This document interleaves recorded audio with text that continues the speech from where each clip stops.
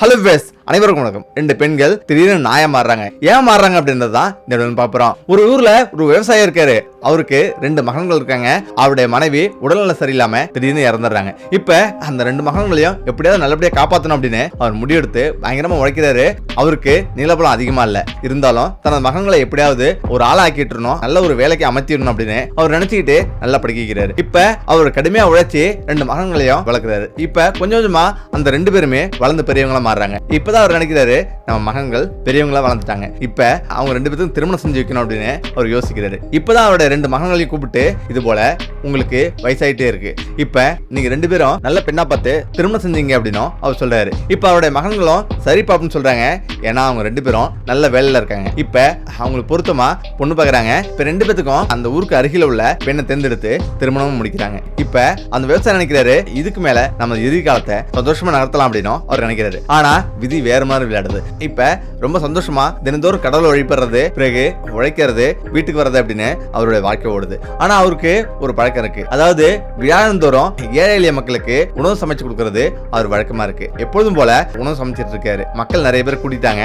இப்ப உணவு சமைச்சு மக்களுக்கு பரிமாறிட்டு இருக்காரு. இப்பதான் அவருடைய 2 மருமகளும் அங்க வராங்க. ஏன் மாமா இப்படி பண்றீங்க, இவங்க எல்லாம் காசு செலவு பண்ணி தேவையில்லாம சாப்பாடு போட்டுருக்கீங்களே, அவங்களோட வயிற்றை இப்படியா நிரப்பணும் அப்படின்னா அவங்க கேக்குறாங்க. காசு சம்பாதிக்கிறது எவ்வளவு கஷ்டம் தெரியுங்களா, இப்படி காசெல்லாம் வேஸ்ட் பண்றீங்களே, இந்த மக்களுக்கு உணவு கொடுக்கறதால நமக்கு தான் நஷ்டம், ஏன் இப்படி பண்றீங்க அப்படின்னு அவங்க கேக்குறாங்க. இப்ப அவரும் அதிர்ச்சி ஆகுறாரு. இப்ப அவர் சொல்றாரு, இந்த மக்களுக்கு உதவி பண்றது எனக்கு மன திருப்தியா இருக்கு, ஒரு சந்தோஷத்தை கொடுக்குது, இதனாலதான் பண்றேன் அப்படின்னு அவர் சொல்றாரு. இப்ப 2 மருமகளும் எவ்வளவு காசு நஷ்டமாவது, அவங்க உணவு சாப்பிடுறவங்க இல்லாதவங்க எல்லாம் கிடையாது, எல்லாருமே உழைச்சு சாப்பிட்டுமே அப்படின்னு அவங்க சொல்றாங்க. ஆனா அந்த விவசாயியோ அந்த ஏழை எளிய மக்களுக்கு உணவு கொடுத்துட்டு இருக்காரு. இப்ப அவருடைய 2 மருமகளும் போயிடுறாங்க. இப்ப அவருடைய 2 மகன்களுக்கும் சொல்ல நினைக்கிறாரு. ஆனாலும் அவர் மனதை இப்படி நினைக்குது. கல்யாணம் பண்ணி 1 மாசம் தான் ஆகுது, அதுக்குள்ளேயே 2 மருமகளும் இப்படி பண்றாங்களே, மகன்களிடம் சொல்ல வேண்டாம், ஏன்னா சொன்னா அவங்களுடைய வாழ்க்கை பாதிக்கப்படும், அதனால எதுவுமே சொல்ல வேண்டாம் அப்படின்னு அவர் நினைச்சிட்டு அவர் இருக்காரு. இப்ப கொஞ்ச நாளாவது திரும்பவும் ஏழை மக்களுக்கு உணவு சமைச்சிட்டு இருக்காங்க. இப்ப திரும்பவும் அந்த மருமகள் வந்து, ஏன் இப்படி பண்றீங்க, நாங்க ஏற்கனவே சொன்னோம்ல அவங்க எல்லாருமே இருக்கப்பட்டவங்க தான், அவங்களுக்கு ஏன் சமைச்சு கொடுக்குறீங்க, நம்மளுடைய காசு தானே வீணாகுது அப்படின்னு அவங்க சொல்றாங்க. இப்ப அவர் சொல்றாரு, நான் இதை என்னால விட முடியாது, இது தொடர்ந்து ஏழை எளிய மக்களுக்கு சாப்பாடு கொடுத்துருக்கேன், இதனால எனக்கு சந்தோஷமும் திருப்தியும் இருக்கு, இது போல நீங்க செஞ்சு பாருங்க, இப்படி ஒரு மகிழ்ச்சியை நீங்க அடையவே முடியாது, அவ்வளவு ஒரு மகிழ்ச்சி நம்ம மனதுக்கு தரும், அதனால என்னை செய்ய விடுங்க அப்படின்னு அவர் சொல்றாரு. மேலும் உங்களுக்கு சாப்பாடு போட்டு நான் எடுத்துட்டு வரேன் அப்படின்னு அவர் சொல்றாரு. ஆனா அவங்க என்ன சொல்றாங்கன்னா, நாங்க இந்த சாப்பாடு சாப்பிடுற அளவுக்கு அப்படி ஒன்றும் ஏழை கிடையாது அப்படின்னு சொல்லிட்டு அவங்க கோவமா போயிடுறாங்க. இப்ப அவர் இப்படி யோசிக்கிறாரு, மகன்களிடம் கூப்பிட்டு பேசணும் அப்படின்னு அவர் நினைக்கிறாரு. இப்ப ஏழை எளிய மக்களுக்கு உணவு கொடுக்குறாரு. இப்ப மகன்களிடம் பேச நினைக்கிறாரு. இந்த விஷயத்த மகன்கள்ட்ட சொல்லி 2 மருமகளையும் அடக்கமா இருக்க சொல்லணும் அப்படின்னு அவர் நினைக்கிறாரு. 2 மகன்களையும் கூப்பிடுறாரு. 2 மகன்களுக்கும் எதுக்காக அப்பா கூப்பிடுறாரு அப்படின்னு தெரியாம ஒருத்தர் பாத்துக்கிறாங்க.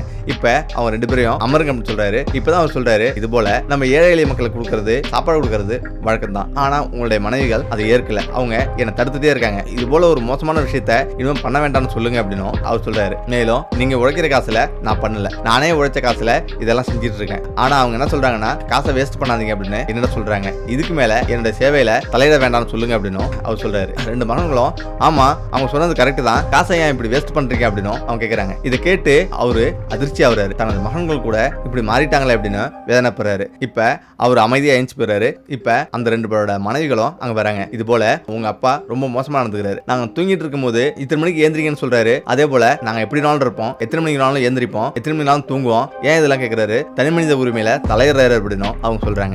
இப்ப அவருடைய மகன்கள் 2 பேருமே அமைதியா இருக்கிறாங்க. மேலும் அவர் காசெல்லாம் வீண் பண்ணிட்டு இருக்காரு, இது போல வீண் பண்ணிட்டு இருந்தா நம்ம சீக்கிரமே ஏழையா வேண்டியதான் அப்படின்னு அவங்க சொல்றாங்க. இப்ப கொஞ்ச நாள் நவருது. அடுத்த விழாக்கிழமை அதே போல அவர் சமைக்கிறதுக்கு ரெடி ஆகுறாரு. இப்ப அந்த 2 மருமகளும் கோவப்பட்டு அங்க வராங்க. நாங்க எத்தனை முறை உங்கள்ட்ட சொல்றது, இது போல சமைக்க வேண்டாம், இது போல செய்ய வேண்டாம் அப்படின்னு சொல்றோம்ல அப்படின்னு அவங்க சொல்றாங்க. அப்ப அவர் சொல்றாரு, இதை நான் விடவே முடியாது, ஏன்னா இதை நான் தொடர்ந்து செஞ்சுட்டு இருக்கேன், இது என்னுடைய உரிமை அப்படின்னு அவர் சொல்றாரு. இப்ப ஒரு நிமிஷம் இல்லைங்க, உங்களுக்கு நான் சாப்பாடு எடுத்து வரேன்னு சொல்லிட்டு அவர் போறாரு.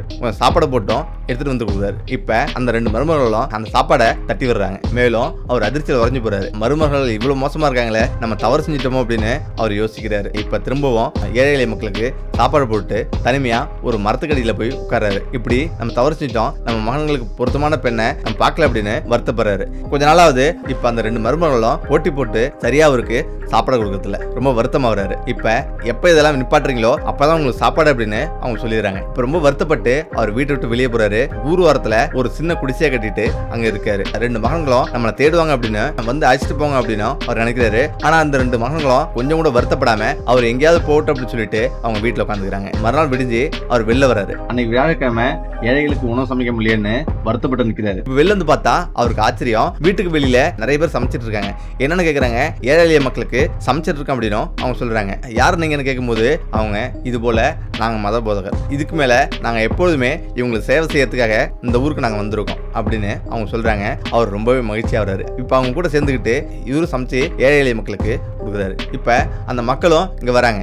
நீங்க எப்படி இங்க வந்தீங்க, யாரு உங்களுக்கு செய்தி சொன்னது அப்படின்னு அவர் கேக்குறாரு. எல்லோருமே ஊர்ல பேசிக்கிறாங்க, மகள்வி ஊரை விட்டு வெளில போயிட்டாரு அப்படின்னு, அதனாலதான் நாங்க வந்தோம் அப்படின்னு அவங்க சொல்றாங்க. இப்ப கொஞ்ச நேரம் கழிச்சு 2 பேரும் முக்காடு போட்டு வராங்க. அவருக்கு ஒண்ணுமே புரியல. இப்பதான் அவங்க 2 பேரும் வந்து எங்களை மன்னிச்சிருமாமா அப்படின்னு அவங்க அழுகுறாங்க. யாருமா நீங்க, என்ன சொல்றீங்க அப்படின்னு அவர் கேக்குறாரு. அவங்க 2 பேரும் முகத்துல உள்ள துணியை வந்து எடுக்கிறாங்க. அப்பதான் அது மனித உருவத்துல நாய்கள் நிக்குது. இப்ப இதை பார்த்து அதிர்ச்சியா வர்றாரு. என்னமா நீங்க மனிதன் போல பேசுறீங்க அப்படின்னு அவர் கேக்குறாரு. இப்பதான் அவங்க சொல்றாங்க, ஆமா நாங்க மிகப்பெரிய தவறு செஞ்சிட்டோம். நாங்க 2 பேரும் ஒரு வீட்டை திருமணம் செஞ்சோம். எங்களுடைய மாமனார் ஏழை எளிய மக்களுக்கெல்லாம் சமைச்சு போடுவாரு. அவருக்கு நாங்க ரொம்ப டிஸ்டர்ப் கொடுத்தோம். அதே போல அவருக்கு சாப்பாடு போடாம துன்புறுத்தணும். அதனால அந்த இரவு அவர் வீட்டை விட்டு வெளியே போயிட்டாரு. இப்ப அன்னைக்கு நாங்க வீட்டுல போய் படுத்தோம். திடீர்னு எங்களோட உருவம் இந்த மாதிரி மாறிடுச்சு. இப்பதான் கணவர்கள் கூட அடிச்சு விரட்டிட்டாங்க. இப்ப நேரா சாப்பாடு இங்கதான் கிடைக்குது அப்படின்னு நிறைய பேர் பேசிட்டாங்க. அதனாலதான் இங்க வந்தோம் அப்படின்னும் அவங்க சொல்றாங்க. அப்பதான் அவருக்கு புரியுது மருமகள் அப்படின்னு. இப்பதான் நீங்க மிகப்பெரிய பாவம் செஞ்சிருக்கீங்க. இப்போ உங்களுக்கு ஒரே ஒரு வழி இருக்கு. அதாவது 5 முறை இறைவனை பிரார்த்தனை பண்ணுங்க, உங்களுக்கு நல்லதே நடக்கும் அப்படின்னு அவர் சொல்றாரு. நான் உங்களை மன்னிச்சிட்டேன், உங்களுக்கு கடவுள் இப்படி தண்டிப்பாருன்னு நான் நினைச்சு கூட பார்க்கல, உங்களை கடவுள் ஆசீர்வதிப்பார் அப்படின்னு சொல்லிட்டு அவரு கடவுளிடம் பிரார்த்தனை பண்றாரு. இப்ப 5 நிமிஷம் கழிச்சு அந்த பெண்களும் பிரார்த்தனை பண்றாங்க. இப்ப உடனடியா அவங்க மனிதர்களா மாறுறாங்க. இப்ப அவங்க 2 பேருமே எங்களை மன்னிச்சிருமாமா, உடனே வாங்க வீட்டுக்கு அப்படின்னு அவங்க அழைக்கிறாங்க. ஆனா அவர் என்ன சொல்றாருன்னா, நான் எங்க இருந்தாலும் ஏழைகளுக்கு உதவி பண்ணுவேன் அப்படின்னு சொல்லிட்டு அவர் திரும்பவும் ஏழை எளிய மக்களுக்கு உணவு கொடுக்க ஆரம்பிக்கிறாரு. இப்ப அவங்க 2 பேரும் வருத்தத்தோட வீட்டுக்கு போயிடுறாங்க. ஓகே, நம்ம இந்த விட பிரச்சனை மீண்டும் செஞ்சுப்போம். நன்றி, வணக்கம்.